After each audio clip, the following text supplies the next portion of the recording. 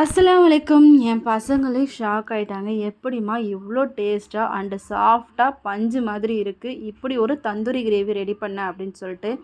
இது நம்ம எப்படி சமைக்கலான்னு பார்க்கலாம் வாங்க. அதுக்கு முன்னாடி நம்ம சேனலுக்கு யாராவது நீங்கள் புதுசாக வந்திருக்கீங்க அப்படின்னாக்கா சேனலில் வீடியோவை ஸ்கிப் பண்ணாமல் பார்த்துட்டு லைக் பண்ணிக்கோங்க. பிடிச்சிருந்ததுன்னா சப்ஸ்கிரைப் பண்ணிக்கோங்க. நான் ஒரு 1/2 கிலோ கறி எடுத்து அதில் வந்து கரம் மசாலா அண்ட் இஞ்சி பூண்டு பேஸ்ட்டு, எலுமிச்சைப்பழ சாறு, மிளகாய்த்தூள், மஞ்சத்தூள் போட்டு 5 மணி நேரம் ஃப்ரிட்ஜில் எடுத்து ஊற வச்சிட்டேன். நீங்கள் எவ்வளோக்கு எவ்வளோ ஊற வைக்கிறீங்களோ அவ்வளோக்கு அவ்வளோ உங்களுக்கு சாஃப்ட்னஸ் கிடைக்கும். தேவைன்னா தயிர் ஆட் பண்ணிக்கோங்க. இல்லைனா நீங்கள் வந்து தாளிக்கும் போது கூட தயிர் ஆட் பண்ணிக்கலாம். இதுக்கு நான் ஒரு வெங்காயம் ஒரு தக்காளி மட்டும்தான் எடுத்திருக்கேன். அண்டு ஊற வச்ச கிரேவி. இதில் சிக்கன் மசாலா தவிர வேறு எதுவுமே நான் போடல. ஏன்னா ஆல்ரெடி நம்ம வந்து எல்லா கரம் மசாலாவும் சிக்கனில் போட்டு ஊற வச்சுருக்கோன்றதுனால வெறும் சிக்கன் மசாலா மட்டும்தான் போட்டிருக்கேன். தேவையான அளவுக்கு தண்ணி வச்சுருக்கேன்.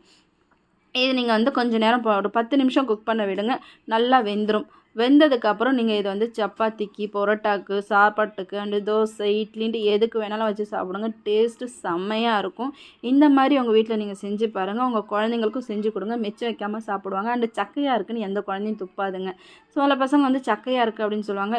இப்படி செஞ்சு கொடுங்க. எந்த பசங்களும் மிச்சம் வைக்காமல் உங்களுக்கு ஃபுல் அண்ட் ஃபுல் சாப்பிட்டு வந்துடுவாங்க. வீடியோ பிடிச்சினா லைக் அண்ட் ஷேர் பண்ணிக்கோங்க. மறக்காமல் சேனலை சப்ஸ்கிரைப் பண்ணிக்கோங்க. தேங்க்ஸ் ஃபார் வாட்சிங். மோர் வீடியோஸ்க்கு பேஜை ஃபாலோ பண்ணிக்கோங்க. டவுட் ஏதாவது இருக்குன்னா கமெண்ட்டில் தெரியப்படுத்துங்க.